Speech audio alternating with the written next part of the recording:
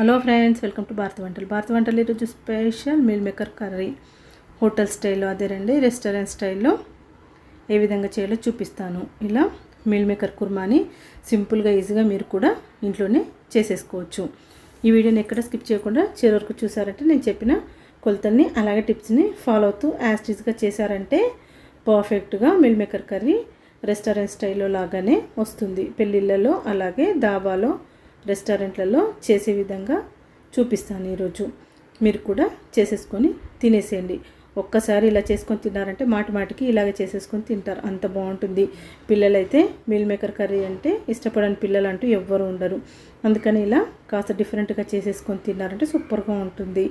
ఈ కర్రీ వేడి వేడి రైస్లోకి లేదంటే చపాతీ, నాన్, రోటీ, పుల్కా దేంట్లోకైనా ఎక్సలెంట్గా ఉంటుంది. మరెందుకు ఆలస్యం, లేట్ చేయకుండా వీడియోలోకి వెళ్ళిపోదామా. మరి ముందుగా ఇలా స్టవ్ వెలిగించి ఒక బౌల్ పెట్టుకొని అందులో వాటర్ని పోసేసి బాగా మరిగించండి. నీళ్ళు బాగా మరిగాక స్టవ్ని ఆఫ్ చేసేసుకొని మీల్ మేకర్ని వేసేసుకొని, నేను మీడియం సైజ్ మీల్ మేకర్ని వేశాను. మరి పెద్దవి కాకుండా మరి చిన్నవి కాకుండా మీడియం సైజులో ఉండే మీల్ మేకర్ని వేశాను. 1 కప్పు మీల్ మేకర్ని వేశాను. చూడండి, ఈ కప్తో 1 కప్పు 200 గ్రాములు మీల్ మేకర్ని వేశాను. కొలతలన్నీ 200 గ్రాముల మీల్ మేకర్కి చెప్తున్నాను. ఇలా నీళ్ళలో వేడి నీళ్ళలో వేసాక 1 మినిట్ వరకు ఉంచేసి ఇలా ఒక స్ట్రైనర్లో వేసేసి నీళ్ళు మొత్తం పోయే వరకు ఉంచేసి వీటిపైన మీల్ మేకర్ పైన వెంటనే చల్లనీళ్ళని పోసేసుకోండి. చల్లనీళ్ళని పోసేసుకొని ఇలా మీల్ మేకర్ అన్నింటిని ఇలా నీళ్ళని పిండేసుకుంటూ ఒక ప్లేట్లోకి వేసేసుకోండి. వెంటనే మాత్రం చన్నీళ్ళని కంపల్సరీగా పోసేయండి. పోసేసాక ఇలా నీళ్ళు మొత్తం పిండేసి ఒక గిన్నెలోకి వేసేసి పక్కన పెట్టేసుకోండి. ఇలా పక్కన పెట్టేసుకున్నాక ఇప్పుడు స్టవ్ని వెలిగిద్దాం. స్టవ్ని వెలిగించి ఒక కడాయి పెట్టుకోండి. ఒక కడాయి పెట్టుకొని అందులో ఆయిల్ వేసుకోండి. ఆయిల్ 1.5 టేబుల్ స్పూన్ వేసుకోండి.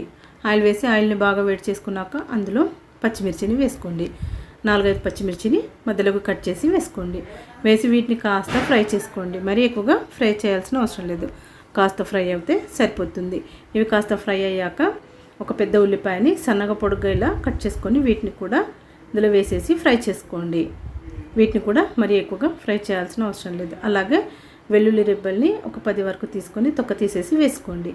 వేసి మరొకసారి స్పూన్తో కలుపుతూ ఫ్రై చేసుకోండి. స్టవ్ని మాత్రం సిమ్లోనే ఉంచండి. ఇలా ఇవి కాస్త వేగాక అందులో కాజు వేసుకోండి. 10-12 కాజులను వేసుకోండి. వేసి వీటిని కూడా ఫ్రై చేసుకోండి. ఇవి కాస్త ఫ్రై అయ్యాక టమాటాలు ఒక 3 మీడియం సైజులో ఉన్న టమాటాలను ఇలా కట్ చేసి వేసుకొని టమాటాలు కాస్త మగ్గే వరకు ఫ్రై చేసుకోండి. ఉల్లిపాయలు అలాగే కాజు, పచ్చిమిర్చి ఎక్కువగా ఫ్రై అవ్వాల్సిన అవసరం లేదు. టమాటాలు వేసాక మాత్రం టమాటాలు కాస్త మగ్గే వరకు మాత్రం ఫ్రై చేసుకోండి. చూడండి, ఇలా కాస్త ఫ్రై అయ్యాక బాగా మగ్గాక స్టవ్ను ఆఫ్ చేసేసుకొని పక్కన పెట్టుకోండి. ఇది పూర్తిగా చల్లారే వరకు పక్కన పెట్టుకొని ఇది పూర్తిగా చల్లారాక ఒక మిక్సీ జార్ తీసుకొని అందులో ఇవి వేయించుకున్న ఉల్లిపాయ, కాజు అలాగే టమాటాలు, పచ్చిమిర్చి వీటన్నిటిని వేసి పేస్ట్ లాగా చేసుకోండి. ఇలా పేస్ట్ లాగా చేసుకొని పక్కన పెట్టేసుకోండి. ఇప్పుడు స్టవ్ని వెలిగించి ఒక వెడల్పాటి ప్యాన్ పెట్టుకొని అందులో 2 టేబుల్ స్పూన్ బటర్ని వేసుకోండి. అలాగే ఆయిల్ని 1 టేబుల్ స్పూన్ వేసుకోండి. వేసి వీటిని బాగా వేడెక్కనివ్వండి. ఇది కాస్త వేడెక్కాక అందులో సాజీరా 1/2 టీ స్పూన్ అలాగే బిర్యానీ ఆకు 2 వేసుకోండి. మీ దగ్గర బటర్ లేదు, బటర్ నచ్చలేదు అంటే బటర్ని అవాయిడ్ చేసేయండి. 3 టేబుల్ స్పూన్స్ ఆయిల్ వేసుకోండి, సరిపోతుంది. ఇలా సాజీరా అలాగే బిర్యానీ ఆకు కాస్త వేగాక మనం మిక్సీ పట్టి పెట్టుకున్నాం కదా, ఆ బ్యాటర్ని మొత్తం వేసేసుకోండి. వేసేసుకొని బాగా కలుపుకోండి. స్టవ్ని మీడియంలోకి అడ్జస్ట్ చేసుకొని బాగా ఫ్రై చేయండి. ఇది మొత్తం ఆయిల్ ఇలా పైనకి తేలే వరకు బాగా ఫ్రై చేసుకోండి. ఒక 10 మినిట్స్ వరకు ఫ్రై చేశారంటే సరిపోతుంది. ఇలా ఆయిల్ బాగా తేలే వరకు ఫ్రై చేసుకున్నాక మరొకసారి ఇలా బాగా స్పూన్తో కలిపేసి ఇందులో ధనియాల పొడి 1.5 టీ స్పూన్ అలాగే జీలకర్ర పొడి 1 టీ స్పూన్ అలాగే కారం 1 టేబుల్ స్పూన్ వేసుకోండి. ఉప్పు రుచికి తగినంత వేసుకోండి. నేను 2 టీ స్పూన్స్ వేసాను ఉప్పు. అలాగే పసుపు 1/2 టీ స్పూన్ వేసుకోండి. వేసి వీటన్నింటినీ బాగా ఫ్రై చేసుకోండి. ఇలా అన్నీ కలిసిపోయే వరకు స్పూన్తో బాగా కలిపేసేయండి. స్టవ్ని సిమ్లో పెట్టేసి వీటిని బాగా కలపండి. వీటన్నింటినీ ఇలా బాగా కలిపేశాక ఇప్పుడు తగినన్ని నీళ్ళని ఇందులో పోసేద్దాము. నేను 3 గ్లాసెస్ వాటర్ని పోసాను. 1 నీళ్ళ తాగే గ్లాస్ ఉంటుంది కదా, ఆ గ్లాస్తో 3 గ్లాసెస్ పోసాను. మీరు చూసుకొని పోయండి. మరీ చిక్కగా అనిపిస్తే ఇంకాస్త నీళ్ళని యాడ్ చేసుకోండి, లేదంటే ఇలా పల్చగా ఉంటే సరిపోతుంది. ఇలా బాగా మరిగించుకోండి. నీళ్ళని పోసాక ఇలా మరుగుతూ ఉన్నప్పుడు ఇందులో మనం ఉడికించి పెట్టుకున్నాం కదా మీల్ మేకర్ని వేడి నీళ్ళలో వేసి నీళ్ళని మొత్తం పిండేసి పక్కన పెట్టుకున్నాం కదా, ఆ మీల్ మేకర్ని వేసేసుకోండి. ఇందులో వేసేసుకొని ఇలా స్పూన్తో బాగా కలపండి. ఇలా బాగా కలిపేశాక కరివేపాకు ఒక 2 రెమ్మలు వేసుకోండి శుభ్రంగా కడిగేసి. ఇప్పుడు స్టవ్ను హైలో పెట్టేసి ఒక్కసారి బాగా కలపండి. ఇలా పల్చగా ఉండాలి, మరి గ్రేవీ గట్టిగా ఉండకూడదు. ఇప్పుడు మూత పెట్టేసి 10 నిమిషాల వరకు బాగా ఉడికించుకోండి. మధ్య మధ్యలో మూత తీస్తూ కలుపుతూ ఉండండి. చూడండి, ఇలా 10 నిమిషాలు ఉడికించుకున్నామంటే ఇలా గ్రేవీ కాస్త చిక్కబడుతుంది. మనము 10 నిమిషాలు ఉడకబెడతాం కాబట్టి నీళ్ళని కాస్త ఎక్కువగానే పోయండి. ఇప్పుడు కసూరి మేతి 1 టీ స్పూన్ తీసుకొని ఇలా అరచేతిలో వేసి బాగా నలగొట్టి వేయండి. వేసి ఒక్కసారి మళ్ళీ స్పూన్తో కలపండి. స్టవ్ని సిమ్లో పెట్టేసి ఇలా బాగా కలిపేసేయండి. ఇలా కసూరి మేతి వేసాక ఇప్పుడు మనము గరం మసాలా 1/4 టీ స్పూన్ వేసుకుందాం. గరం మసాలా 1/4 టీ స్పూన్ వేసి మరొకసారి బాగా కలపండి. ఇలా బాగా కలిపేసి శుభ్రంగా కడిగి సన్నగా తరిగిన కొత్తిమీరని వేసుకోండి.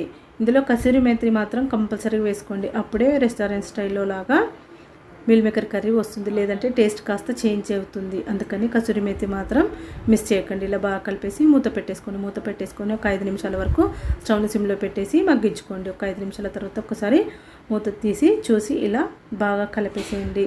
మీకు నచ్చితే కనుక ఇందులో ఫ్రెష్ క్రీమ్ వేయండి. ఫ్రెష్ క్రీమ్ లేదనుకుంటే పాల మీద మీగడైనా వేసుకోండి. నేను పాల మీద మీగడ కానీ ఫ్రెష్ క్రీమ్ కానీ వేయలేదు.